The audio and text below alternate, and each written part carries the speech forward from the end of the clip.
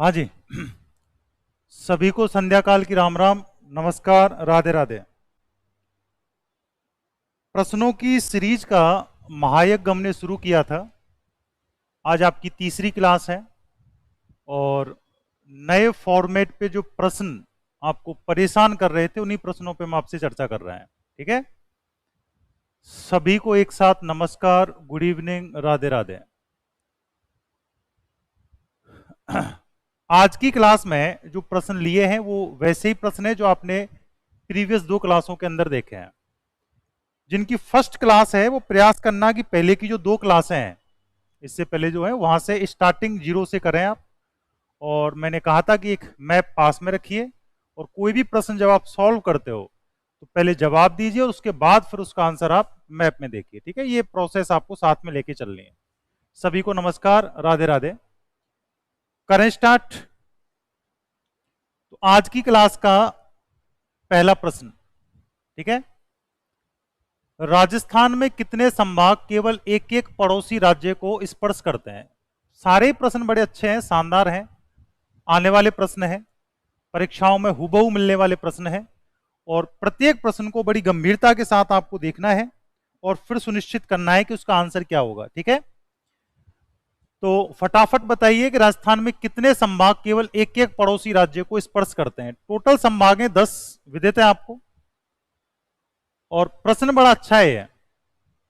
ठीक है, कितने संभाग केवल एक एक पड़ोसी राज्य को स्पर्श करते हैं, मतलब उनकी सीमा केवल एक राज्य को ही स्पर्श करेगी, दूसरा कोई राज्य उस संभाग को टच नहीं करेगा। ये बड़ा अच्छा प्रश्न है, सोचने पे मजबूर करेगा। इतना इजी भी नहीं है जितनी जल्दबाजी आप इसमें कर रहे हो, और आराम से जवाब दीजिए। और चलिए मैं आपके लिए इसको इजी बना देता हूं, और इजी ऐसे बना देता हूं कि ये रहा आपके सामने मैप। ठीक है, ये रहा मैप, और अब आप जवाब दीजिए। अगर अभी भी आपका जवाब नहीं आता है तो बताओ इससे इजी और क्या हो सकता है कि मैंने आपके सामने मैप भी लगा दिया। ये तो हो गई पाकिस्तान की स्थिति, लेकिन बात तो एक किसकी कर रहा है? राज्यों की कर रहा है ना। यहां से लेकर ये बॉर्डर डी तक लगेगा। ये आपका 5 पड़ोसी राज्य हो गए, जिसमें नॉर्थ में हो गया पंजाब, ठीक है, इधर हो गया हरियाणा, यूपी, एमपी, और ये हो गया गुजरात। गुजरात। अब आप जवाब दीजिए आपका क्या आंसर होगा। दो तो देखो सभी का गलत आ रहा है, इसे तुक्के तो मत मारो, थोड़ा सा इसमें देखने के बाद जवाब दीजिए आप। मुकेश का जवाब आ रहा है 5। चलिए सर्च करते हैं, शुरुआत से ही लेते हैं। सबसे पहले हमने लिया बीकानेर संभाग। ये जो ब्लॉक बनेगा ये बीकानेर संभाग का है। ये वाला जो ब्लॉक आप देख रहे हो ये बीकानेर संभाग का है, जिसमें बीकानेर, अनूपगढ़, गंगानगर और हनुमानगढ़ 4 जिले आते हैं। वर्तमान में चूरू नहीं है इसके अंदर, पहले था चूरू, अब चूरू नहीं है। तो देखो बीकानेर संभाग पंजाब को भी टच कर रहा है, हरियाणा को भी टच कर रहा है, ये तो नहीं आएगा इसके अंदर। समझ पा रहे हो ना, क्योंकि ये तो दो के साथ सीमा बना रहा है, वो बात कर रहा है एक एक राज्य के साथ में, ये तो हट गया। अगला देखिए, अगला संभाग हमने लिया साहब सीकर, और सीकर संभाग के अंदर आप देखो ये सीकर आ गया इधर से, ये नीम का थाना आ गया, चूरू, और इधर से आ गया झुंझुनू। ये 4 जिले दिख रहे हैं आपको, और ये एक ही राज्य के साथ सीमा बना रहा है, और वो राज्य कौन सा है? हरियाणा। तो एक संभाग तो कौन सा हो गया? सीकर संभाग। ये मैंने नंबर डाल दिया 1। आगे बढ़िए, जब हम आगे बढ़ते हैं तो यहां से जयपुर संभाग ले लेते हैं। देखिए जयपुर ग्रामीण, इधर से दूदू, ठीक है, इधर से आ गया दौसा, इधर आपको डीग भरतपुर को छोड़ते हुए ये खैरथल, और ये कोटपुतली और अलवर। ठीक है, कितने जिले हो गए इसके अंदर? आप देखो 1 2 3 4 5 6 और 7। अब आप देखो जयपुर का जो बॉर्डर लग रहा है वो केवल एक ही राज्य से लग रहा है, वो है हरियाणा। इसका मतलब दूसरा ये हो गया। आगे बढ़ो, भरतपुर संभाग यूपी से भी लगा रहा है, इधर एमपी से भी लगा रहा है, हरियाणा से भी लगा रहा है, ये हट जाएगा यहां से। उसके बाद आगे चलिए, ये है आपका कोटा संभाग। जिसमें कोटा, बूंदी, बारा और झालावाड़। अब कोटा संभाग का बॉर्डर केवल किससे लग रहा है? एमपी से, तो ये तीसरा संभाग हो गया। आगे बढ़ो, आगे हम चलते हैं तो इधर देखो, ये बांसवाड़ा संभाग है, डूंगरपुर, बांसवाड़ा, प्रतापगढ़, इसमें दो हो गए, ये नहीं आएगा। उदयपुर संभाग में इधर भी और इधर भी, इसमें भी दो हो गए, ये भी नहीं आएगा। अजमेर आंतरिक है, ये भी नहीं आएगा। जोधपुर संभाग देखो, जोधपुर संभाग के अंदर इधर से फलौदी, जोधपुर ग्रामीण, ठीक है, जोधपुर आ गया, इधर से बालोतरा आ गया, और इधर से आपका ये बाड़मेर आ गया, जैसलमेर आ गया। तो आपको पता है ना, जोधपुर संभाग का बाड़मेर केवल गुजरात को टच करेगा, तो ये आपका चौथा आ गया। ठीक है, 4 हो गए।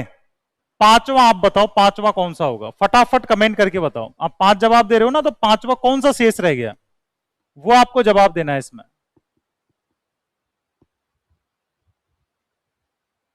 फटाफट आंसर आना चाहिए, समय नहीं लगना चाहिए। देखो, बांसवाड़ा तो 2 के साथ लगा रहा है, कोटा 1 के साथ लगा रहा है, नो डाउट। भरतपुर 3 के साथ में लगा रहा है, ये नहीं आएगा। ठीक है, यहां से अगर हम बात करें तो एक कौन सा हो गया आपका? सीकर संभाग, और एक कौन सा हो गया? जयपुर संभाग। 2 हो गए। आगे की तरफ हम चलें तो बीकानेर संभाग 2 के साथ लगा रहा है, ये भी नहीं आएगा। ठीक है, यहां से हम देखते हैं जोधपुर संभाग ये लगा रहा है, और एक आपका यहां से देखो पाली संभाग, और पाली संभाग का जो बॉर्डर बनेगा ये बन गया साहब, बहुत बढ़िया। तो पांचवा ये हो गया। अब क्लियर हो गया? अब इसमें कंफ्यूज मत होना, बहुत बढ़िया, सभी का सही है। तो प्रश्न ये कह रहा था कि राजस्थान में कितने संभाग केवल एक एक राज्य के साथ में सीमा बनाते हैं? तो अब आपका जवाब जाएगा ए, जो बहुत कम स्टूडेंट का सही है, ज्यादातर ने गलत जवाब दिया था इसका। ठीक है, इंपॉर्टेंट प्रश्न है, शानदार प्रश्न है। तो आपका जवाब आ गया 5। 5 संभाग ऐसे हैं जो केवल एक एक पड़ोसी राज्य के साथ सीमा बनाते हैं। अजमेर बाहर कहीं पर्दी पे टच नहीं करेगा, वो आंतरिक संभाग है पूरी तरह से। और बाकी धीरे धीरे भी आगे आने वाले प्रश्न, अभी व्याख्या नहीं करूंगा मैं। अगला प्रश्न देखिए आप। अगला प्रश्न है, सर्वाधिक पड़ोसी राज्यों के साथ सीमा बनाने वाला संभाग कौन सा है? ठीक है, सारे प्रश्न बड़े शानदार हैं, सोच समझ के जवाब देना। अपडेट प्रश्न है, और अनीता मीणा का आ रहा है बीकानेर। बताइए क्या आंसर होगा, फटाफट कमेंट करो। बीकानेर, कोटा, पाली और अजमेर सर्वाधिक पड़ोसी राज्यों के साथ सीमा बनाने वाला, ठीक है, संभाग पूछ रहा है आपसे। हमें यह पता है कि जो सर्वाधिक पड़ोसी राज्यों के साथ सीमा बनाते हैं संभागों में, वो भरतपुर संभाग है। ठीक है, भरतपुर संभाग 3 राज्यों के साथ सीमा लगाता है। इसमें हरियाणा है, यूपी है और एमपी है, ये 3 से लगा रहा है। लेकिन भरतपुर तो ऑप्शन में नहीं है ना, तभी तो प्रश्न बन रहा है। भरतपुर तो ऑप्शन में नहीं है। बहुत बढ़िया। कोटा का मैंने अभी बताया 1 से ही लगाता है, पाली 1 से लगाता है। अजमेर कैसा है? अजमेर साहब आंतरिक है। पकड़ पा रहे हो आप बात को? बहुत अच्छा जवाब आ रहा है आप सभी का, मतलब आप बात को पकड़ गए। तो अब आपका आंसर क्या होगा? बीकानेर होगा, क्योंकि हमारे पास जो उपस्थित विकल्प हैं, अब उसमें हमें जवाब क्या देना पड़ेगा? बीकानेर। अगर ऑप्शन में भरतपुर होता तो आंसर क्या आता? भरतपुर आता। 3 के साथ लगाता है। लेकिन जो विकल्प है हमारे पास में, उसमें बीकानेर आंसर आएगा। बीकानेर पंजाब से भी लगाता है और बीकानेर हरियाणा से भी लगाता है। समझ पा रहे हो इस बात को? शानदार प्रश्न है सारे, तो इसी प्रकार से आपको इसमें जवाब देना है। बहुत बढ़िया। चलिए अगला प्रश्न देखिए। निम्नलिखित विकल्पों में कौन सा जिला सर्वाधिक जिलों के साथ सीमा साझा करता है? ठीक है, व्याख्या में बाद में करूंगा, पहले तो आप प्रश्न को पढ़िए और सुनिश्चित कीजिए क्या आंसर होगा आपका। बताइए, निम्नलिखित विकल्पों में कौन सा जिला सर्वाधिक जिलों के साथ सीमा साझा करता है? यानी जो पहले सबसे ज्यादा जिलों से सीमा लगाता था, पाली, नागौर, अब वर्तमान की बात कर रहा है, और वर्तमान में जो विकल्प है हमारे पास में, उसके अनुसार आपको जवाब देना है। ठीक है, आराम से पढ़िए और उसके बाद सुनिश्चित कीजिए। ऑप्शन है बीकानेर, केकड़ी, जयपुर और चूरू। यह हमें पता है कि सर्वाधिक जिलों के साथ में सीमा जयपुर ग्रामीण लगाता है। कौन लगाता है? जयपुर ग्रामीण 10 जिलों के साथ में लगाता है, लेकिन ऑप्शन में जयपुर ग्रामीण है ही नहीं, ये ओनली जयपुर है।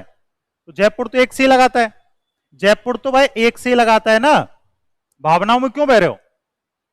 हमारे पास जो उपस्थित विकल्प है उसमें जवाब देना आपको, बीकानेर, केकड़ी, जयपुर और चूरू, ठीक है। और मैंने कहा था मैप में आपको बाद में देखना है, पहले सुनिश्चित करना है कि क्या आंसर होगा। ये रहा आपके सामने मैप, फटाफट देखिए। देखो जयपुर तो ये रहा, जयपुर तो ये रहा, तो जयपुर तो केवल एक से ही सीमा लगा रहा है, जयपुर ग्रामीण से। हाँ, मैं जयपुर ग्रामीण ऑप्शन में डालता तो आपका बिना सोचे समझे आंसर जयपुर ग्रामीण हो जाता। अब आप देखो जो उपस्थित विकल्प है उसमें ज्यादातर का जवाब केकड़ी आ रहा, तो पहले मैं केकड़ी चेक कर लेता हूं। ये केकड़ी है, ये आपका केकड़ी है। 1 2 3 4 5, ठीक है, ये 5 से लगा रहा है, केकड़ी तो 5 से लगा रहा है। आपका जवाब सबका केकड़ी आ रहा है, दिख रहा है ना। टोंक हो गया, अजमेर हो गया, ब्यावर हो गया 3, भीलवाड़ा, सापुरा, ठीक है 5 से लगा रहा है। चूरू को देखो एक बार, हनुमानगढ़ 1, बीकानेर 2, नागौर 3, डीडवाना 4, सीकर 5, झुंझुनू 6। चूरू कितनों से लगा रहा है? 6 से लगा रहा है। आगे देखो, ये बीकानेर ऑप्शन में है, तो बीकानेर के साथ में गंगानगर हो गया, अनूपगढ़ हो गया, 2 हो गए, जैसलमेर 3, फलौदी 4, ठीक है, नागौर 5, चूरू 6 और हनुमानगढ़ 7 हो गए। बीकानेर के साथ में कितने लगा रहे हैं? 7 लगा रहे हैं। घूम गए आप, तो इसमें आपका बिना सोचे समझे आंसर आएगा साहब, बिना सोचे समझे आपका आंसर आएगा इसमें बीकानेर। कितनों के साथ में? 7 के साथ में, ठीक है। तो ये तुक्के लगाना छोड़ दो। और चूरू 6 से लगाता है बेटा, चूरू 6 से लगाता है, केकड़ी 5 से लगाता है और जयपुर 1 से लगाता है, ठीक है। तो आंसर क्या हो गया? बीकानेर। चलो एक और प्रश्न इसी में से पूछता हूं मैं आपको। आपको मुझे यह बताना है कि ऐसे कितने जिले हैं जो 7-7 जिलों से सीमा बनाते हैं। राजस्थान के अंदर ऐसे कितने जिले हैं जो 7-7 जिलों से सीमा लगाते हैं? ऐसे बहुत सारे जिले हैं, ये आप आराम से देखते रहो और बाद में मुझे काउंटिंग बता देना। इसके बाद में आप अगला प्रश्न देखिए, ये लो। एक बैच में शायद ये प्रश्न मैंने आज ही सॉल्व करवाए, यहां पर शायद परिचर वाले बैच में कंप्लीट करवाए हैं। रावत भाटा किसके साथ सीमा नहीं बनाता है? मंगल, क्या आंसर होगा? भीलवाड़ा, सापुरा, बूंदी और कोटा। नमस्कार। अगर मैं बात करूं रावत भाटा की, तो रावत भाटा चित्तौड़गढ़ का खंडित भाग है, ठीक है, चित्तौड़गढ़ का खंडित भाग है। और इसी रावत भाटा में 84 गढ़ से चंबल एंट्री करती है साहब, चंबल प्रवेश करती है। और इसी रावत भाटा में राजस्थान परमाणु ऊर्जा संयंत्र स्थित है, राजस्थान परमाणु ऊर्जा संयंत्र, Rajasthan atomic power plant, Rajasthan atomic power plant ये स्थित है, ठीक है, राजस्थान में। इसमें 6 इकाइयां कार्यरत हैं और इन 6 इकाइयों से 1180 मेगावाट परमाणु ऊर्जा का उत्पादन होता है। यह कह रहा है कौन से जिले से सीमा नहीं बनाता, तो 3 जिलों से सीमा लगती है इसकी, भीलवाड़ा से, बूंदी से और कोटा से। किससे सीमा नहीं बनाता? सापुरा का इससे कोई संपर्क नहीं है, ठीक है। यह बात आप ग्राफिक्स के अंदर भी देख सकते हो। देखिए यह है आपका रावत भाटा, विशेष बात है इसके अंदर, यह रावत भाटा है और यह आपका सापुरा है। और मैंने आपको एक बात बताई थी कि अब खंडित जिला राजस्थान में एक ही रह गया है, कौन सा? चित्तौड़गढ़। तो थोड़ा सा हाईलाइट है ये, तो इसलिए इसकी एक एक बात को आपको याद रखना है, बहुत सारी बातें इसमें, ठीक है। सापुरा अजमेर संभाग में है और भीलवाड़ा आपका उदयपुर संभाग में है। पहले भीलवाड़ा अजमेर संभाग में ही आता था, अब नहीं आता है, विशेष बात है इसके अंदर। तो ये रावत भाटा हो गया 3 जिलों के साथ में, देखो भीलवाड़ा, बूंदी, और इधर कौन बना रहा है, कोटा बना रहा है। क्लियर है, बहुत बढ़िया। तो चलिए आगे बढ़ते हैं साहब। क्लियर है यहां तक, तो आपका आंसर हो गया सापरा। चलिए आगे बढ़िए, अगला प्रश्न लो। कौन सा कथन सत्य है, पूरा प्रश्न पढ़ना है आपको और उसके बाद सुनिश्चित करना है कौन सा कथन सत्य है, सत्य बताना है। कथन पढ़िए, हाड़ौती प्रदेश के किसी भी जिले में परिवर्तन नहीं हुआ है। मतलब नवीनतम जो आपके जिले बने हैं, नवगठित जो जिले हैं, उनमें हाड़ौती प्रदेश में कोई भी चेंजमेंट नहीं आया है, ये बात बोल रहा है ये। मध्य प्रदेश से सीमा बनाने वाले जिलों की संख्या परिवर्तित नहीं हुई है, परिवर्तन नहीं हुआ है। मतलब एमपी के साथ में हमारे जो पहले जिले लगते थे और वर्तमान में जो जिले लगते हैं, काउंटिंग में उन जिलों में कोई परिवर्तन नहीं हुआ है, ये बताना चाह रहा है इसमें। और नीचे लिखा हुआ है एमपी से राजस्थान के 4 संभाग सीमा बनाते हैं। अब आपको सुनिश्चित करना है कि कौन सा आंसर इसमें सही है। केवल 1, 2 और 4, 1, 2, 3 और केवल 3। और आपके विचार ज्यादातर के सी जवाब दे रहे हैं। पहले तो कमेंट करके बताओ कि इन प्रश्नों से आपकी तैयारी में कुछ इंप्रूव हो रहा है, इंटरेस्ट आ रहा है जवाब देने में, ठीक है, कुछ नया सीखने को मिल रहा है कि नहीं मिल रहा, लेवल कैसा है, और ज्यादा लेवल इसमें बढ़ाएं। हालांकि इससे बाहर कुछ नहीं है, जो भी मैं लेके चल रहा हूं वो हाईएस्ट है, और इसके अलावा जो जानकारी है वो फालतू होगी, वो किसी एग्जाम में नहीं मिलेगी आपको। मैं चाहूं तो उनसे भी प्रश्न डाल सकता हूं, हो सकता है आगामी जो YouTube चैनल्स हैं वहां पर आपको हुबहू प्रश्न मिल जाएंगे कॉपी पेस्ट करके, लेकिन जो थ्योरी है, जो चीजें हम समझा रहे हैं, उसको कॉपी कोई नहीं कर सकता, प्रश्नों को ही तो कॉपी कर सकते हैं। हाँ, तो इनके जवाब दीजिए आप।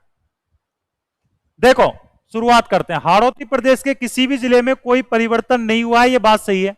बताओ, कोटा, बूंदी, बारां, झालावाड़ में से कोई जिला बना है क्या? नहीं बना, जो पहले था वैसा ही आज है। अगला पढ़ो, मध्य प्रदेश से सीमा बनाने वाले जिलों की संख्या परिवर्तित नहीं हुई है। पहले भी 10 थे और आज भी कितने लगाते हैं? 10 लगाते हैं, तो कोई भी चेंजमेंट नहीं है, ठीक है, हाँ बिल्कुल सही है। अगला देखो, एमपी से राजस्थान के 4 संभाग सीमा बनाते हैं, यह बात विशेष है इसके अंदर, ठीक है। 4 संभाग आप आराम से देख सकते हो, कोई जल्दबाजी नहीं है हमें, ठीक है। 4 संभाग देखो, भरतपुर संभाग, भरतपुर संभाग का धौलपुर है, करौली और सवाई माधोपुर है, स्पष्ट दिख रहा है आपको। यह हो गया कोटा संभाग, कोटा संभाग का बूंदी तो आंतरिक है, बाकी 3 जिले कोटा, बारां और झालावाड़ 2 हो गए। तीसरा देखो, ये भीलवाड़ा उदयपुर संभाग है, भीलवाड़ा किस में आ रहा है? उदयपुर संभाग में आ रहा है, ठीक है। आगे की तरफ बढ़ो, चित्तौड़गढ़ भी उदयपुर संभाग में आ रहा है। नीचे की तरफ आओ, बांसवाड़ा, बांसवाड़ा का बांसवाड़ा आ गया और प्रतापगढ़ आ गया। इसका मतलब कितने संभाग? 4 संभाग। तो ये लाइन भी क्या है इसमें साहब? ये लाइन भी इसमें सही है, इसका मतलब सारी सही है। तो 1, 2 और 3 आपका सबका सही जवाब था। बहुत बढ़िया, शानदार, अच्छे रास्ते पे चल रहे हो आप, अच्छी गाइडेंस में चल रहे हो, कोई दिक्कत नहीं है आपको, आप आराम से इनके जवाब देते रहिए। चलिए अगला देखिए,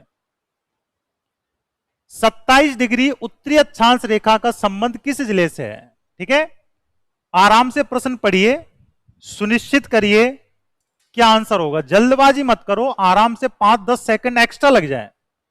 जब मैं जल्दबाजी नहीं कर रहा तो आपको करने की आवश्यकता नहीं है, आराम से जवाब दीजिए, बताइए।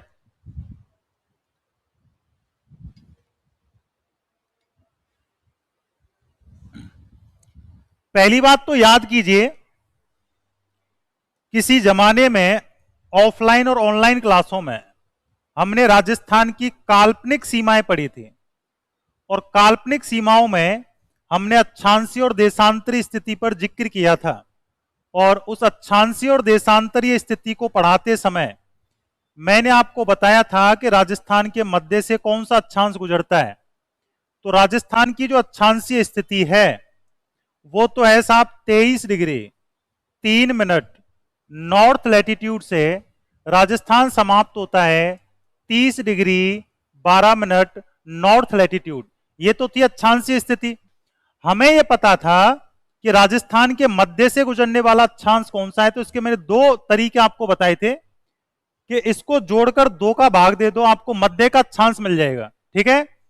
दूसरा तरीका मैंने आपको बताया था, देखो कंफ्यूज हो गए आप।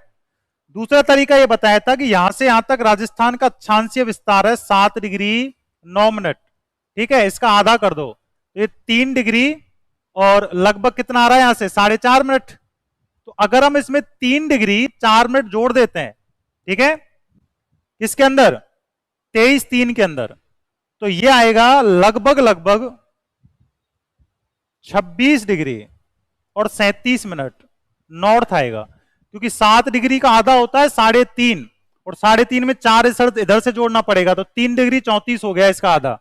आधे को आप इसमें जोड़ दो, इसमें से घटा दो, यहां जोड़ दिया 3 डिग्री 34, तो ये आ गया 26 डिग्री 37, यानी लगभग 27 डिग्री जो नॉर्थ है वो राजस्थान के मध्य से जाती है। इसका मतलब जो प्रश्न हमसे पूछना चाह रहा है, ठीक है, जो प्रश्न हमसे पूछना चाह रहा है वो ये पूछ रहा है कि राजस्थान के मध्य से कौन सा अक्षांश गुजरता है, वो तो 27 है। अब जो हमारे पास में उपस्थित विकल्प है ये वाले, ठीक है, इसमें आपको इतना देखना है कि मध्य में कौन से आते हैं। तो देखो जैसलमेर मध्य में है, मतलब मध्य से जो अक्षांश जाएगा तो जैसलमेर तो आएगा ना यहां पर, ये रहा जैसलमेर। आगे की तरफ बढ़ोगे तो डीडवाना भी आएगा, जयपुर भी आएगा, तो आपका आंसर जाएगा सभी से, ऑल। विशाल शर्मा ने बहुत सही जवाब दिया है। अब आप एक बार ये मैप भी देख लो, एक बार आप ये मैप भी देख लो। राजस्थान में 27 डिग्री अक्षांश रेखा, ठीक है, ये जाएगी ऐसे, ये 27 डिग्री नॉर्थ है। और जब ऐसा प्रश्न आए तो आपको बस इतना सा याद रखना है कि मध्य में कौन कौन से जिले आ सकते हैं। तो मध्य में जैसलमेर आएगा, फलौदी आ जाएगा, नागौर आ जाएगा, डीडवाना आ जाएगा, जयपुर ग्रामीण आ जाएगा, दौसा आ जाएगा, भरतपुर, धौलपुर, ये सारे जिले आते हैं। और ऐसा प्रश्न सबसे इजी होता है, जिनको मैंने अक्षांश और देशांतर पढ़ाए हैं वो राजस्थान के 33 जिले जो पहले थे और अभी 50 हैं, किसी भी जिले की अक्षांशीय और देशांतर स्थिति बता सकते हैं, आराम से बता सकते हैं। ठीक है, कल ही समझाया था मैंने, बिल्कुल। तो करेक्ट आंसर इसमें हो गया ऑल। क्लियर है?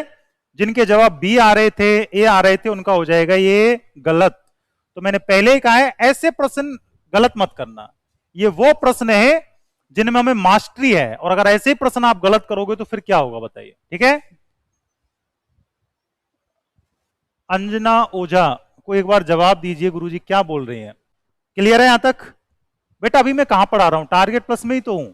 अभी आप क्लास कहां ले रहे हो, टारगेट प्लस में ही ले रहे हो। चलें आगे, अगला प्रश्न देखो। राजस्थान में कुल कितने जिले शीतोष्ण ताप कटिबंध में आते हैं? ये विशेष प्रश्न है, हालांकि ये प्रश्न क्लाइमेट का है लेकिन जिलों से संबंधित है, इसीलिए प्रश्न डाला गया है। गलती मत कर देना बेवड़ो, मैंने बहुत ढंग से इसको पढ़ाया है आपको। जो आपका बैच नंबर 26 चल रहा है एलएसए का, उसमें भी कंप्लीट करवाया है, बैच नंबर 25 में भी करवाया है, 25A में भी करवाया है, तो गड़बड़ मत करना इसके अंदर। एक बार आप जवाब दीजिए इसमें क्या आंसर होगा, फिर मैं व्याख्या करता हूं इसकी। फटाफट बताइए, इसके जवाब में चेक करूंगा आपके। शिवानी सी, हाँ बेटा ऑफलाइन भी मैं ही पढ़ाता हूं, और अब से नहीं 2014 से पढ़ा रहा हूं। सी जवाब आ रहे हैं आपके 50।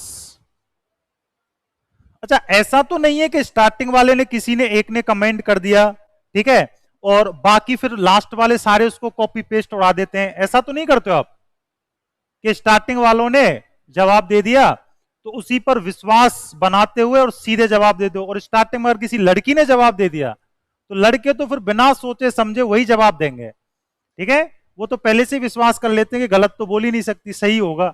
ऐसा मत करना, आपके विवेक के आधार पर जो भी जवाब आ रहा है, चाहे वो सही है चाहे गलत है, सही है तो सीखने की संभावना बढ़ेगी, और अगर गलत है, ठीक है, तब भी सीखने की संभावना बढ़ेगी कि गलत क्यों हुआ, अब सही जवाब क्या है।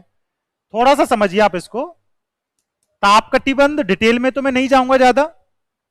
जब हम राजस्थान के अंदर ताप कटिबंध देखते हैं तो ताप कटिबंध 3 है, उष्ण, शीतोष्ण और शीत। कर्क से मकर के बीच में उष्ण आता है, तो कर्क रेखा से नीचे तो आता है उष्ण ताप कटिबंध, और कर्क रेखा से ऊपर आता है शीतोष्ण ताप कटिबंध। अब कर्क रेखा डूंगरपुर को टच करती है और बांसवाड़ा के मध्य से गुजरती है। डूंगरपुर का कोई भी हिस्सा कर्क रेखा के नीचे नहीं है, विशेष बात है, याद रखना इसको। समझ पा रहे हो? तो इसका मतलब यह है कि कर्क रेखा के नीचे वाला भाग तो आ गया उष्ण में बांसवाड़ा का, और उत्तरी भाग किस में आ गया? शीतोष्ण में। मतलब बांसवाड़ा अकेले किसी एक ताप कटिबंध में नहीं आएगा, दोनों में आएगा।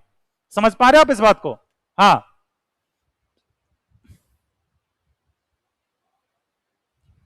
हाँ, बिल्कुल बिल्कुल। अब आप इसमें देखिए, ये क्या पूछ रहा है? कुल कितने जिले, कुल पूछा है इसने। अब इसने कुल पूछा है ना, तो देखो बांसवाड़ा भी शामिल होगा और 49 जिले भी शामिल होंगे। तो राजस्थान के 50 जो जिले हैं, इन सभी का संबंध किससे रहेगा? शीतोष्ण ताप कटिबंध से रहेगा। अगर ये हमसे पूछता केवल शीतोष्ण ताप कटिबंध, ठीक है, केवल शब्द लगा देता, तो केवल का मतलब यह है कि आपको उष्ण वाला माइनस करना पड़ेगा, उष्ण वाला इसमें से माइनस कर देंगे, तब आंसर आएगा 49। लेकिन इसने केवल नहीं पूछा ना, कुल पूछ रहा है। कुल पूछ रहा है तो आपका बिना सोचे समझे आंसर क्या जाएगा? 50। बहुत शानदार जवाब दिया है सभी ने। चले आगे। इसी माह में बेटा सारी वैकेंसी आ लेंगी, ठीक है, सितंबर माह में सारी वैकेंसी आ लेंगे। तो करेक्ट हो गया ना आपका, इसमें आंसर आ गया 50। और अगर ये पूछता उष्ण ताप कटिबंध में कितने जिले आते हैं? एक आता है। समझ में आ गया ना, एक जिला आता है। कौन सा? बांसवाड़ा। अगर ऑप्शन में एक नहीं है तो आंसर क्या करना पड़ेगा? 2, क्योंकि डूंगरपुर भी टच हो रहा है इससे, ठीक है। और कर्क रेखा के नीचे उष्ण, उसके ऊपर शीतोष्ण 66.5 तक रहेगा। और राजस्थान दोनों ही ताप कटिबंधों में आता है, उष्ण में भी और शीतोष्ण में। मैक्सिमम एरिया किस में आता है? शीतोष्ण में आता है, वो तो आपको नजर ही आ रहा है। चले आगे। हाँ, 7 अगस्त को ही बता दिया था। देखो बच्चों को डेट भी याद है। मैंने कहा था ना, अभी पुराने बैचों में भी आपको ये सारी चीजें पढ़ाई है मैंने, और सारे बैचों में नया डाटा चल रहा है। विशेष बात यह है, सारे बैचों में नया डाटा चल रहा है, मेहनत बहुत करनी पड़ रही है। रात के 2-2 बजे तक डाटा देखने पड़ते हैं। सुबह 7 से लेकर और शाम के 8 बजे तक क्लासें रहती हैं, और आपके लिए डाटा कलेक्ट किए जाते हैं। फिर उन डाटाओं को यहां पर आपके सामने रखा जाता है। बहुत मेहनत करनी पड़ती है बेटा इन प्रश्नों के लिए। आप तो केवल देख रहे हो, इसके पीछे की जब आप मेहनत देखोगे तो बहुत मेहनत है। टाइपिस्ट होते हैं, टाइपिंग करता है टाइपिस्ट, फिर वो चेक करने पड़ते हैं, फिर यहाँ आते हैं, 4-4 बार वेरीफाई करने पड़ते हैं, ठीक है। और संशोधित डाटा निकालने पड़ते हैं, ऑथेंटिक डाटा निकालने पड़ते। जैसे कल कुछ बच्चे कमेंट कर रहे थे कि सर अंतरराष्ट्रीय सीमा पर 6 जिले हैं, बता रहे थे ना। अब कहीं देख लिया होगा, क्योंकि बहुत सारे बेबड़े पढ़ा रहे हैं, कोई 6 बताएगा, कोई 7 बताएगा, आंसर तो 5 ही आएगा। तो मैंने कहा था कि फालतू के डाटा माइंड में सेट मत करो, 5 है तो आंसर 5 ही आएगा। और मैंने एक बात कही थी, ब्रह्मा भी चैलेंज नहीं कर सकता, तो बात वही थी। तो ऑथेंटिक डाटा है सभी। चलिए, ये क्लियर हो गया। अगला देखो अब, कौन सा विकल्प गलत है? ठीक है, मतलब 3 सही होंगे और 1 गलत होगा। तो बताइए बेटा, मेरा कोई यूट्यूब चैनल नहीं है मेरे नाम से, फटाफट बताओ।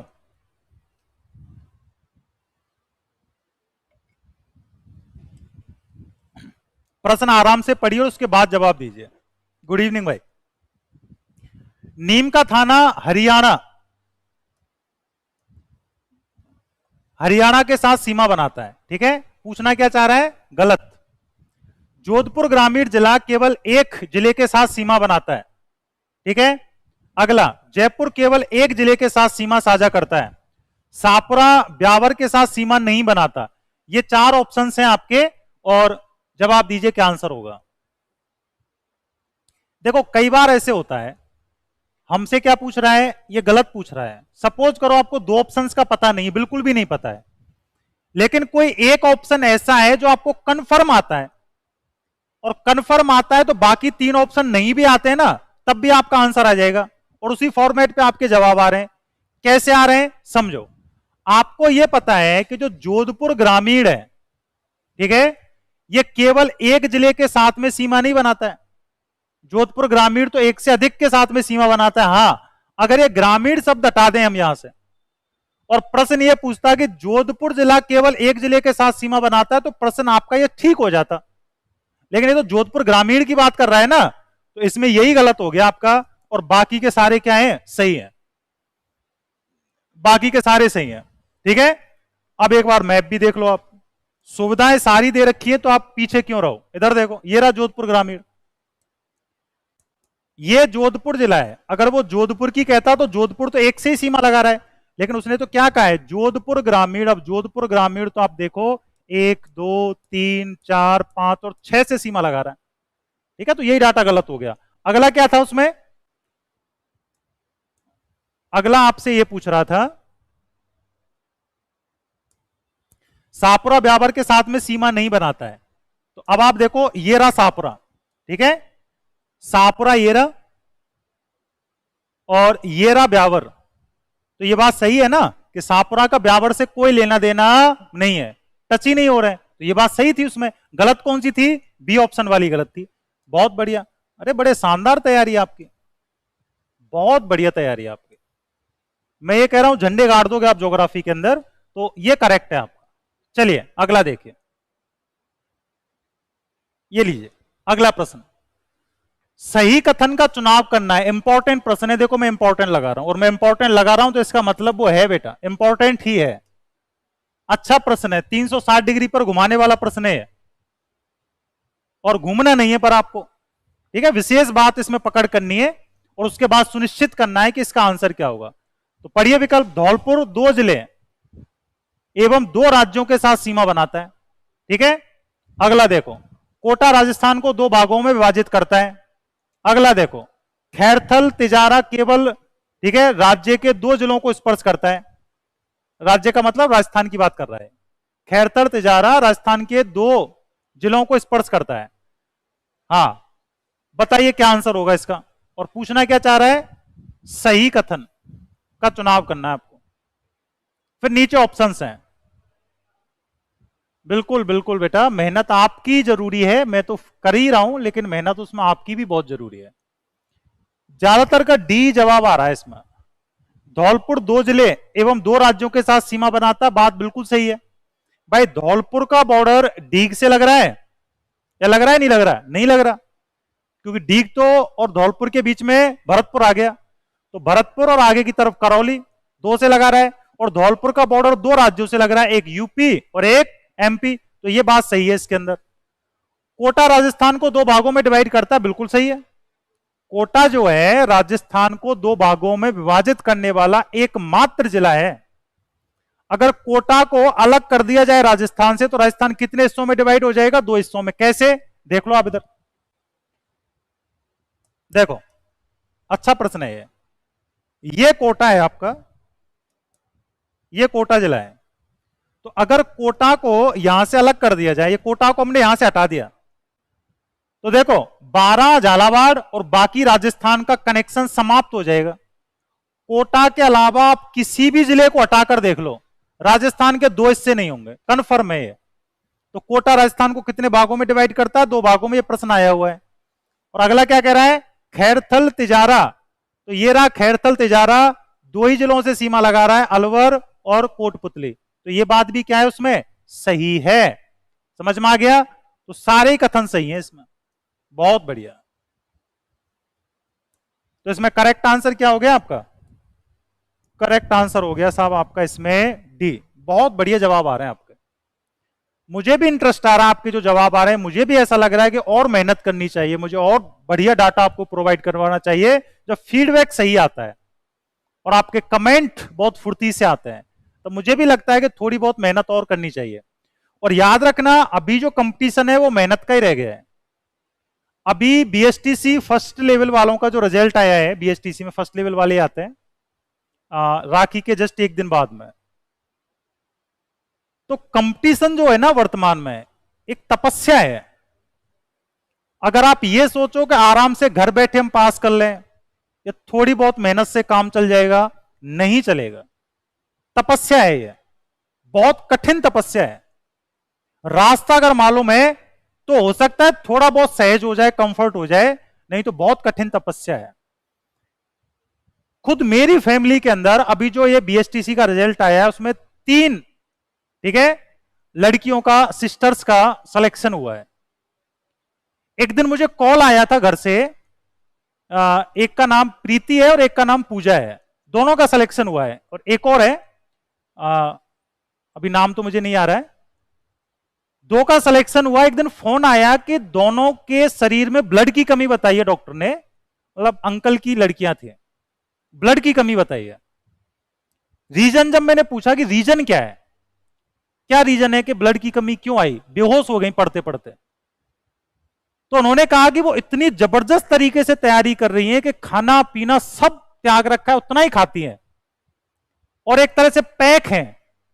तो अब आप बताओ, उनकी तपस्या में और आपकी तपस्या में अगर अंतर है तो आपका सिलेक्शन तो नहीं हो सकता।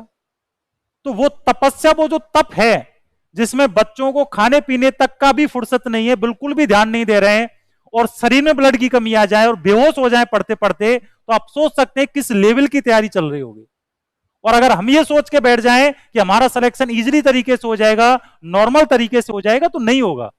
ढांढस भले ही दे सकते हो आप अपने आप को, नहीं होगा, क्योंकि आज का स्टूडेंट तप कर रहा है।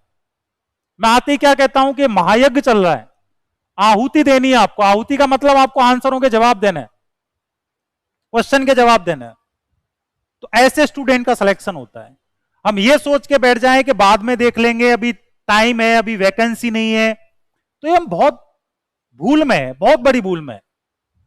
क्योंकि ये हम भी जानते हैं कि कोई भी कंपटीशन में जितनी पोस्ट आती है उससे 10 गुना ज्यादा बच्चे तो कभी भी एनी टाइम उठाकर देख लेना, हमेशा तैयारी करते हैं, हमेशा मिलेंगे आपको तैयारी में, चाहे भर्ती है चाहे नहीं है। अभी राजस्थान सरकार ये भी बोल देना कि हम कोई भर्ती नहीं निकाल रहे, तब भी इस राजस्थान के अंदर किसी भी भर्ती के अंदर 3 से 4 गुना स्टूडेंट सीधे सीधे आपको तैयारी करते हुए मिलेंगे। और जो उस किस्म के बच्चे होते हैं जिनके पास बहाने बहुत ज्यादा होते हैं कि देखेंगे, भर्ती आने दो, 23 में भर्ती नहीं है, बाद में सोचेंगे, फिर वो सोचते ही रह जाते हैं और फिर हर भर्ती के अंदर वो पंचवर्षीय योजना बनाते हैं। मैंने हमेशा कहा है कि ईमानदारी से तैयारी करो, छल कपट नहीं होना चाहिए, ठीक है। दिन में एक बार भगवान का स्मरण करो, भगवान का नहीं करते हो तो जनक और जननी का स्मरण करो, टीचर्स का कर लेते हो अच्छी बात है, नहीं करते हो तो तब भी चल जाएगा, लेकिन ईमानदारी के साथ में आप तैयारी कीजिए। और फिर सिलेक्शन कैसे नहीं होता है, हमें बताइए। सिलेक्शन होगा, हजारों बच्चे गए हैं यहां से, पहले 33 जिले थे और अब 50 जिले बोल रहा हूं मैं आपको। राजस्थान के 50 जिलों में कोई सा भी जिला उठाकर देख लेना, यहां से एलएसए और यहां से पीटीआई गए हैं, कोई सा भी आप जाकर चेक कर लेना। तो तप किया है उन्होंने, और तप करना पड़ेगा, बिना तप के कुछ भी नहीं। अगर आप ऐसे सोच के बैठ जाओ कि बाद में देख लेंगे, तो बात तो फिर बेटा बाद ही है। अभी मैंने उदाहरण दिया, ऐसे ही बच्चे हैं, वो तो मैंने चलो मुझे पता था, उनका 2 का उदाहरण दिया है, लेकिन हर जिले के अंदर, हर गांव के अंदर, हर डाड़ी के अंदर ऐसे बच्चे मिल जाएंगे आपको जो तप कर रहे हैं, जो तैयारी कर रहे हैं, और रियल उसी को ईमानदारी से तैयारी कहते हैं। टाइम पास वाला सिस्टम नहीं होना चाहिए। कम से कम न्याय करो, अपने साथ नहीं कर रहे तो कम से कम घर वालों के साथ में करो, ये होना चाहिए हमेशा, ठीक है। चलिए अगला प्रश्न लीजिए आप। अगला प्रश्न है, पाकिस्तान का कौन सा जिला राजस्थान में अनूपगढ़, बीकानेर एवं जैसलमेर के साथ में सीमा साझा करता है? बहुत अच्छा प्रश्न है, ये शानदार प्रश्न है, फटाफट जवाब दीजिए कि पाकिस्तान का कौन सा जिला, ठीक है, पाकिस्तान के जिले की बात कर रहा है, राजस्थान के अनूपगढ़, बीकानेर और जैसलमेर, मतलब 3 जिलों के साथ में सीमा साझा करता है, ठीक है। हाँ बहुत बढ़िया, बताइए क्या आंसर होगा। ऑप्शन ए संगर, खैरपुर, बावलपुर, रहीमयार खां। भूलिए मत, मैंने पिछली दोनों क्लासों में पाकिस्तान के 9 जिलों को डिटेल में समझाया है आपको, और मैं गारंटी दे रहा हूं आपका करेक्ट आंसर आएगा इसमें। देखो संगर की स्थिति तो आपको पता है, ये तो दक्षिण में सिंध प्रांत का जिला है, सिंध प्रांत का जिला है, तो इन तो जैसलमेर बाड़मेर से संबंधित रहेगा नीचे, ठीक है। खैरपुर भी नीचे ही चला गया, गोटुकी, सुकुर, खैरपुर, संगर, ये सब जैसलमेर बाड़मेर से नीचे चले गए। रहीमयार खां ये ओनली जैसलमेर को टच करता है, और शेष कौन सा रह गया, बावलपुर। बावलपुर से ऊपर कौन सा रह गया, बावल नगर। तो बावल नगर तो टच करता है वर्तमान में गंगानगर और अनूपगढ़ को, और जो बावलपुर है उसके नीचे ये अनूपगढ़, बीकानेर और जैसलमेर, तीनों को टच करेगा और बड़ा शानदार जवाब आया आप सभी का, सी करेक्ट हो जाएगा इसमें। बहुत बढ़िया, शानदार। चलिए अगला प्रश्न देखिए। ये एक आपको सूचना है जो मैंने कल भी बताई थी, और इसके बारे में और अधिक आपको जानकारी लेनी हो, ठीक है, तो कोचिंग्स के जो नंबर हैं आप इन पर कांटेक्ट कर सकते हो।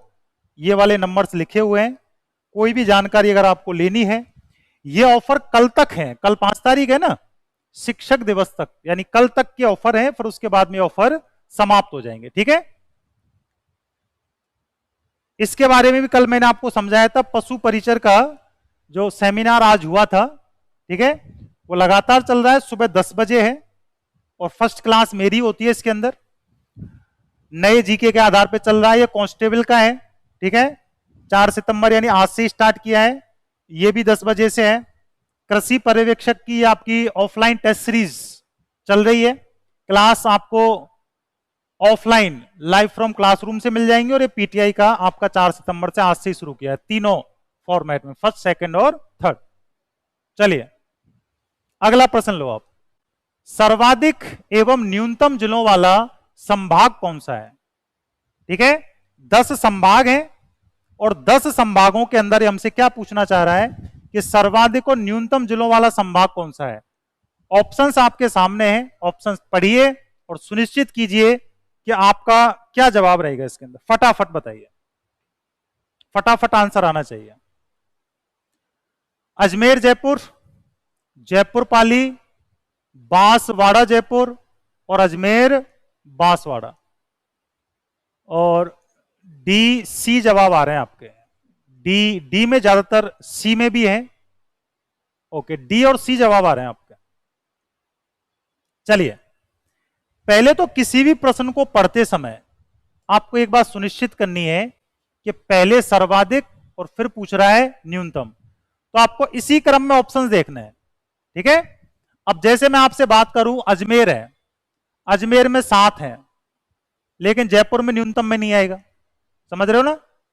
जयपुर, जयपुर में भी 7 है, लेकिन पाली में कितने हैं? पाली में 4 हैं। बांसवाड़ा में न्यूनतम है, लेकिन पहले क्या है? सर्वाधिक पूछ रहा है ना पहले, तो पहले सर्वाधिक वाला बताना, ये न्यूनतम वाला डाल दिया इसने, तो आपका करेक्ट आंसर हो जाएगा अजमेर। अजमेर में 7 जिले हैं और बांसवाड़ा में 3 जिले हैं। 7 जिले वाले 2 ही संभाग हैं, एक अजमेर है और एक आपका जयपुर, दोनों में 7-7 जिले हैं। और याद रखना बांसवाड़ा में 3 है, डूंगरपुर, बांसवाड़ा और प्रतापगढ़। सी वालों का गलत हो जाएगा, डी वालों का करेक्ट है। समझ में आ गया? ये विशेष बात थी इसके अंदर, तो डी करेक्ट आंसर है इसके अंदर। चलिए ऐसे इजी प्रश्नों में गड़बड़ मत करो। निम्नलिखित में कौन सा विकल्प सुमेलित है? यह भी अच्छा प्रश्न है, मतलब ठीक प्रश्न कह सकते हैं हम। एक साइड में देशांतर दे रखे हैं और एक साइड में जिला दे रखा है, तो क्या इन जिलों की देशांतरी स्थिति ये मैच हो रही है? तो आप इसमें जवाब बताइए, कौन सा विकल्प सुमेलित है, ये बताना आपको, फटाफट बताइए। जैसलमेर, धौलपुर और नागौर, सामने देशांतर लिखे हुए हैं और नीचे कह रहा है सभी कथन असत्य हैं, तो आपका क्या आंसर होगा बताइए। 12 में बी जवाब आ रहा है, धौलपुर, ओके। मुकेश का डी आ रहा है, बिट्टू का बी आ रहा है, ऑल। चलिए मैं आपकी समस्या का समाधान कर देता हूं। पहली बात तो हमें यह पता होना चाहिए कि हम अक्षांशों में हम उत्तरी गोलार्ध में आते हैं, तो हमेशा हम उत्तरी अक्षांश का जिक्र करेंगे अक्षांशों में। और याद रखना देशांतरों के अंदर हम पूर्वी देशांतरों में आते हैं, ईस्ट लॉन्गिट्यूड में आते हैं, ठीक है। पूर्व का मतलब ईस्ट आना चाहिए, और इन सभी में क्या लिखा हुआ है? वेस्ट लिखा हुआ है। तो पश्चिमी देशांतरों में थोड़ी आता है राजस्थान या पूरा भारत, हम तो पूर्वी देशांतरों में आते हैं, तो इसका मतलब सभी कथन कैसे हैं? ये असत्य है, यही बात सही है इसके अंदर। हां, अगर ये यहां पर क्या लगा देता, ईस्ट, यहां भी ईस्ट और यहां भी ईस्ट, तो ये सभी कथन क्या हो जाते? सत्य हो जाते। लेकिन सत्य कब होते हैं? जब ये ईस्ट लगा देता है यहां पर। 70 डिग्री जैसलमेर से गुजरती है कि नहीं गुजरती? गुजरती है, ठीक है। हाँ, नहीं आ रहा, अब मैंने बता दिया ना। धौलपुर 78 पे आएगा, 78 डिग्री 17 पे तो राजस्थान समाप्ति हो जाता है। और नागौर से 74 डिग्री सेंटर से जाएगी। और ये लो, एक बार मैप में और समझा देता हूं, टेंशन क्यों ले रहे हो? जब मैं ही नहीं ले रहा तो आप क्यों ले रहे हो? ये लो, अगर मैं बात करूं राजस्थान की, तो देखो देशांतरों में ये 0 डिग्री देशांतर है। ये तो हो गया पूर्वी गोलार्ध, और ये कौन सा हो गया? पश्चिमी गोलार्ध। तो हम पश्चिमी गोलार्ध में नहीं आते, हम कौन से गोलार्ध में आते हैं? पूर्वी गोलार्ध में। और इधर टोटल देशांतर कितने? 180 है। तो इसका मतलब हम वेस्ट में नहीं आते, हम किधर आते हैं? ईस्ट में आते हैं। तो उसमें ईस्ट लिखा हुआ होना चाहिए था। और इसमें भी हम कहां से कहां के बीच में आते हैं? तो देखो 69 डिग्री 30 मिनट ईस्ट लॉन्गिट्यूड से राजस्थान प्रारंभ होता है। तो बताओ 70 डिग्री भी कहां से गुजरेगी? जैसलमेर से गुजरेगी ना। राजस्थान के मध्य से 74 जाती है, ठीक है। राजस्थान के मध्य से गुजरने वाला देशांतर 73 डिग्री 53 मिनट है, लगभग 74 हो गया। तो इसमें नागौर आ गया। और 78-17 पे, 78-17 ईस्ट पर धौलपुर आता है। तो 17 मिनट पहले धौलपुर ही रहेगा ना। तो 78 डिग्री का संबंध ईस्ट में किससे हो गया? धौलपुर से हो गया। लेकिन वहां वेस्ट लगा हुआ था, तो वेस्ट तो गलत हो गया, वहां पर ईस्ट लगा देता तो सही हो जाता। तो अब आप इसमें आराम से जवाब दोगे कि सभी कथन कैसे हैं? साहब असत्य है, ठीक है। ये बात समझ में आ गई? अगर ये यहां पर ईस्ट लगा देता तो फिर ये हो जाता इसका आंसर कि सभी सत्य है। चलिए अगला देखिए, कोई बात नहीं, अगले प्रश्न में प्रयास कीजिए आप। ये रहा, प्रतापगढ़ के निर्माण पश्चात राजस्थान में कुल कितने जिलों का निर्माण हुआ है? ठीक है, अब आप इसमें जवाब दीजिए, इसमें गलती मत करना। इजी है प्रश्न, तो कुछ भी नहीं है इसके अंदर, बताइए।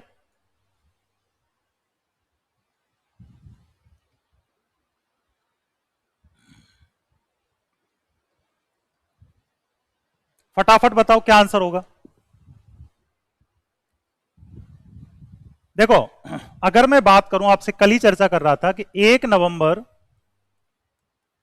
1956 को राजस्थान पूर्ण एकीकृत हुआ था। और उस समय राजस्थान में जिले थे 26, और 26वां जिला था अजमेर।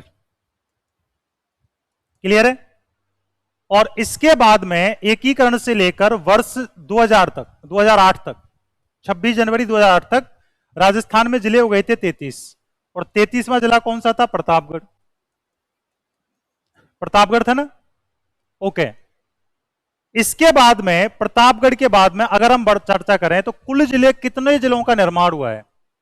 तो अगर ये ऑप्शन में 17 डालता तो मैं आंसर देना होता 17। रीजन क्या है कि दो जिलों का जो नवगठित जिले हैं वो तो 17 हैं, पुनर्गठित जिले 2 हैं, जयपुर और जोधपुर। क्योंकि जयपुर जोधपुर पहले भी थे और आज भी हैं। लेकिन इसने सीधे सीधे पूछा है नवीनतम जिले कितने बने। तो नवीनतम जिले कितने बने हैं आपके? 19 जिले बने हैं, ठीक है। तो आपका सबका आंसर क्या हो जाएगा? 19 हो जाएगा, ठीक है। थोड़ा सा घुमाया था, वो आप बात पकड़ गए तो आपका सही हो गया। चलिए अगला देखिए, सत्य कथन का चुनाव करना है। यह प्रश्न भी अच्छा है, ठीक है, इंपॉर्टेंट प्रश्न है, जानकारी बेस्ड है। और इसके लिए आपको थोड़ा सा मानसिक कसरत करनी पड़ेगी और फिर आपका जवाब आएगा इसमें। तो आप प्रश्न पढ़िए और चुनाव कीजिए क्या आंसर होगा इसका, फटाफट। उदयपुर संभाग का केवल एक जिला गुजरात के साथ सीमा बनाता है, ठीक है, बनाता है। भरतपुर संभाग के 2 जिले हरियाणा से सीमा साझा करते हैं। बीकानेर संभाग के 2 जिले अंतरराष्ट्रीय सीमा बनाते हैं। और सीकर संभाग 4 संभागों से सीमा बनाता है। आपको कौन सा बताना है इसमें? सत्य बताना है। मतलब 3 गलत हैं इसके अंदर और 1 सही होगा। अच्छा प्रश्न है ये वाला, बताइए क्या आंसर होगा। ये जवाब आ रहा है 73 का, बी भी आ रहा है। मैं कह रहा हूं जल्दबाजी मत करो, आप आराम से जवाब दो, जल्दबाजी नहीं करनी हमें। ए में ट्रस्ट ज्यादा दिख रहा है आप सभी को, सी और बी जवाब भी आ रहे हैं। बी भी आ रहा है, ए भी आ रहा है, सी भी आ रहा है। बहुत बढ़िया, चलिए चेक कर लेते हैं। देखो मैंने कहा था कि अगर 4 लाइनों में अगर आपको एक लाइन का कंफर्म पता है तो आंसर देने में सहजता रहेगी, कंफर्ट रहोगे, आप आराम से जवाब दे सकते हो। ये क्या कह रहा है कि उदयपुर संभाग का केवल एक जिला गुजरात के साथ सीमा साझा करता है। हमें यह पता है कि उदयपुर संभाग का वर्तमान में एक ही जिला गुजरात से सीमा लगाता है और वो स्वयं उदयपुर है, क्योंकि डूंगरपुर बांसवाड़ा तो किसमें चले गए, बांसवाड़ा संभाग में चले गए। ये विशेष बात है इसके अंदर, समझ पा रहे हो ना आप। तो इसका मतलब सत्य पूछ रहा था तो पहले वाला ही सत्य है, इसमें एक ही जिला सीमा लगा रहा है। अगला देखो, भरतपुर संभाग के 2 जिले हरियाणा से सीमा साझा करते हैं, नहीं करते, एक ही जिला करता है। भरतपुर संभाग का एक जिला करता है और वो जिला है डीग। हरियाणा के साथ एक ही जिला टच होता है, डीग। भरतपुर थोड़ी होता है अभी, भरतपुर तो पहले होता था, एक जिला होता है डीग। अगला देखो, बीकानेर संभाग के 2 जिले अंतरराष्ट्रीय सीमा साझा करते हैं, 2 नहीं करते, ठीक है, 3 करते हैं। कौन कौन से, गंगानगर, अनूपगढ़ और बीकानेर। तो याद रखना ये 3 जिले अंतरराष्ट्रीय सीमा बनाते हैं, 2 तो पहले बनाते थे। तो ये लाइन भी गलत हो गई। सीकर संभाग 4 संभागों से सीमा बनाता है। अभी थोड़ी देर पहले मैंने सीकर संभाग की चर्चा की थी आपसे, एक बार और चेक कर लो आप। ये लो, तुम भी क्या याद रखोगे। सीकर संभाग देखिए आप, यहां से चूरू है, इधर से झुंझुनू,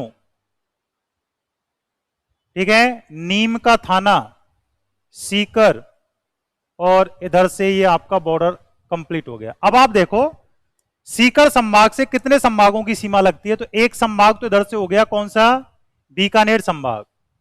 एक इधर से कौन सा हो गया, अजमेर संभाग, ठीक है। एक इधर से कौन सा हो गया आपका, जयपुर संभाग। तो सीकर संभाग 4 से नहीं 3 ही संभागों से सीमा लगाता है, जयपुर, अजमेर और बीकानेर। तो 4 से नहीं लगाता, 3 से लगाता है। तो ये लाइन भी क्या हो गई, इसके अंदर गलत हो गई। प्रश्न आपसे पूछ रहा था सत्य कथन बताओ, तो सत्य कथन आपका सीधे सीधे कौन सा हो गया, पहले वाला हो गया। ये विशेष बात थी। इंटरेस्ट आ रहा है कि नहीं आ रहा प्रश्नों के जवाब देने में। ये प्रश्न घुमाने वाले हैं, ये प्रश्न सीधे सीधे नहीं है, ठीक है। तो सोच समझ के जवाब देने आपको। अगला एक मैसेज है आपके लिए, ये कोर्स है, मैंने कल भी डिस्कस किया था, ठीक है। सामान्य विज्ञान पशुधन सहायक का फ्री सेमिनार है और 4 बैच हमारे कंप्लीट हो चुके हैं एलएसए के, 2 रनिंग में हैं और तीसरा भी स्टार्ट किया है, ठीक है। डॉक्टर शीलेंद्र कुमार तंवर, मैं हमेशा कहता हूं परिचय देने की आवश्यकता नहीं है। परिचय देने का मतलब है कि सूर्य को टॉर्च दिखाना, उसके बराबर है, तो आप आराम से जानते ही हो, ठीक है। पशु आरोग्य मैप पर जो आपके पशुधन सहायक का जो कोर्स है वो लाइव फ्रॉम क्लासरूम से अवेलेबल है, मिल जाएगा आपको। आगे अगर हम देखें तो इधर ये हिंदी का कोर्स है, ठीक है, 99 रुपए में आपको मिल रहा है और कल लास्ट डेट है इसकी। और एक मैसेज और है आपके लिए, इतिहास का कॉम्बो में चाहिए या ओनली हिस्ट्री या कल्चर का चाहिए, तो ये सारे अवेलेबल है। और ज्यादा जानकारी अगर आपको लेनी हो तो नंबर साइट पे दे रखे हैं, ठीक है। तो ये तो थे आपके आज के प्रश्न और आपके जवाब बड़े शानदार आ रहे हैं, तो मेरा भी जोश बढ़ जाता है कि नेक्स्ट जो प्रश्न लेके आऊं उनमें और मेहनत करूं और थोड़ा सा उनके अंदर हम लेवल आपके सामने रखें। तो बड़े शानदार प्रश्न के जवाब आ रहे हैं, आपको निश्चिंत रहिए, ज्योग्राफी में आपका एक सिंगल प्रश्न गलत नहीं होगा। तो मिलते हैं नेक्स्ट क्लास में, धन्यवाद।